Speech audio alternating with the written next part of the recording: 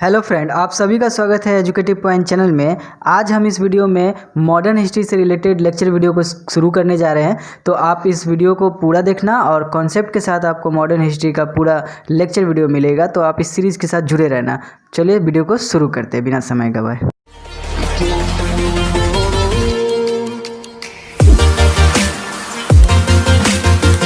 हाँ फ्रेंड, आज ये लेक्चर वीडियो का मॉडर्न हिस्ट्री का जो ये लेक्चर वीडियो है उसको हम लोग टॉपिक वाइज और चैप्टर वाइज कवर करेंगे, जिसमें पहला टॉपिक भारत में यूरोपियों के आगमन के साथ हम लोग शुरुआत करने जा रहे हैं। तो हम लोग अच्छे से पढ़ेंगे भारत में यूरोपियों का आगमन कैसे हुआ और उसका क्या इम्पैक्ट पड़ा भारत पे, वहाँ से शुरुआत करने जा रहे हैं।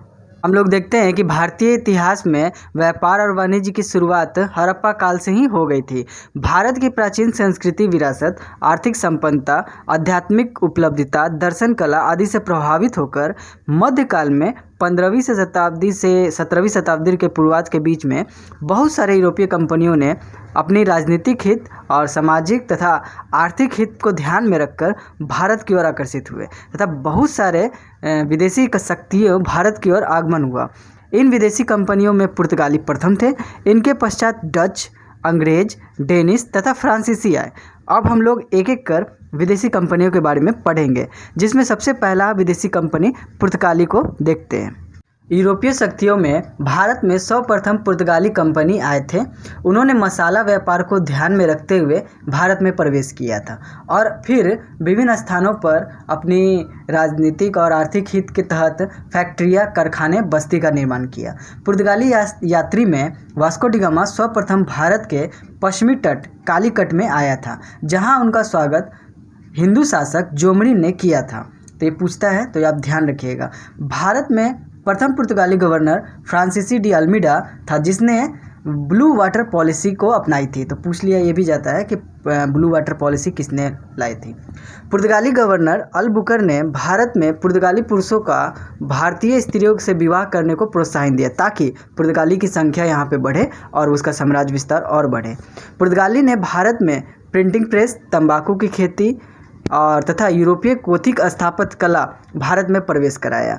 तो ये सब उसका उपलब्धि था, जो यहाँ पे हम लोग प्रिंटिंग प्रेस, तंबाकू की खेती और यूरोपीय का गोथिक कला, ये सब हम लोग पुर्तगाली से सीखे। पुर्तगाली ने कार्ड्स अम्ब्रेडा काफिला पद्धति की भी शुरुआत की, जिसके अंतर्गत समुद्री व्यापार करने के लिए पुर्तगालियों से परमिट लेना होता था। पुर्तगाली के बाद अब हम लोग दूसरा विदेशी कंपनियों को देखते हैं, जिसमें दूसरा था डच। तो पुर्तगाली के बाद दूसरी ये यूरोपीय कंपनी भारत में प्रवेश किया। ये नीदरलैंड या हॉलैंड के निवासी थे। भारत में प्रथम डच फैक्ट्री की स्थापना मुसलीपट्टनम ने सन 1605 ईस्वी में हुई। डचों ने मसाला व्यापार के स्थान पर भारतीय वस्त्रों के निर्यात पर अधिक महत्व दिया। तो यह याद रखना कि डच का मेन मकसद था भारतीय वस्त्र का निर्यात पर, और इस तरह भारत में वस्त्र निर्यातक को सर्वप्रथम वस्तु बनाने का श्रेय हम लोग डचों को ही देते हैं। डच ने भारत के कोरोमंडल तट से व्यापार को प्रमुखता दी और 1769 ईस्वी में बेदेरा का युद्ध में अंग्रेजों ने डचों को पराजित किया और वे भारत से चले गए। डचों ने गुजरात, बंगाल, बिहार एवं उड़ीसा में अपनी कोठियाँ तथा बस्ती का स्थापना की थी। डच के बाद हम लोग तीसरी विदेशी कंपनी को देखते हैं, तो वो था अंग्रेज। तो अंग्रेज के बारे में अब देखते हैं। तो अंग्रेज जो था वो 1599 ईस्वी में कुछ व्यापारी द्वारा यूरोपीय देशों से व्यापार करने के उद्देश्य से ईस्ट इंडिया कंपनी की स्थापना की। इंग्लैंड की महारानी जो थी एलिजाबेथ प्रथम ने यह एक रॉयल चार्टर एक्ट जारी कर इस कंपनी को 15 वर्षों के लिए पूर्वी देशों से व्यापार करने का एक अधिकार पत्र जारी कर दिया। फिर वह 1608 ईस्वी में ब्रिटेन के सम्राट जेम्स प्रथम ने भारत में व्यापारिक कोठी खोलने के उद्देश्य से कैप्टन हॉकिंस को अपने राजदूत के रूप में मुगल सम्राट जहांगीर के दरबार में भेजा था, पर वहां उसको अनुमति उस समय नहीं मिला था। फिर 1613 में मुगल ने यह अनुमति प्रदान की और इस तरह सूरत में पहली बस्ती या फैक्ट्री खोलने की स्थापना हुई। फिर 1698 में बंगाली सूबेदार अजीमुशान ने अंग्रेजों को सुल्तनती कोलकाता, गोविंदपुर की जमींदारी प्रदान कर दी। इन्हीं स्थानों को मिलाकर बाद में जॉब चार्नक ने इसे फोर्ट विलियम, एक किले, कलकत्ता नगर की स्थापना की। बाद में 1717 ईस्वी में मुगल बादशाह फॉक्सियर ने ब्रिटिश कंपनी को सही फरमानी जारी कर बंगाल में निःशुल्क व्यापार करने की अनुमति प्रदान कर दी। इस प्रकार अंग्रेज ने धीरे धीरे और भी क्षेत्र पर अपना अधिकार किया और व्यापार को बढ़ाया। इस तरह धीरे धीरे अंग्रेज व्यापार को बढ़ाया ही नहीं, साथ में पूरे भारत को ही अपने अधिकार क्षेत्र में लिया। वो मैं बाद में धीरे धीरे मैं टॉपिक वाइज कंप्लीट करूँगा। अंग्रेज के बाद अब हम लोग देखते हैं जो सबसे अंतिम और लास्ट विदेशी कंपनी था फ्रांस, उसके बारे में। तो फ्रांस जो था, फ्रांसीसी कंपनी जो था, भारत में अन्य यूरोपीय कंपनियों की तुलना में सबसे बाद में प्रवेश किया। 1664 ईस्वी में फ्रांस के सम्राट लुई 14 के वित्त मंत्री कॉर्लबो के प्रयास से फ्रांसीसी ईस्ट इंडिया कंपनी की स्थापना हुई।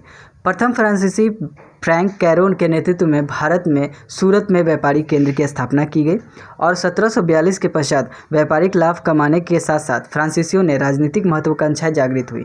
परिणाम स्वरूप अंग्रेज और फ्रांसीसी के बीच बहुत सारे युद्ध हुए।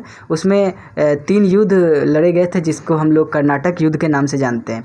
इन्हीं युद्ध के दौरान 1760 ईस्वी में वांडीवस की लड़ाई हुई जिसमें अंग्रेज जीते और फ्रांसीसी की बहुत बुरी तरह पराजय हुई और फ्रांसीसी को एक कुछ सीमा के क्षेत्र तक ही सीमित कर दिए अंग्रेज ने।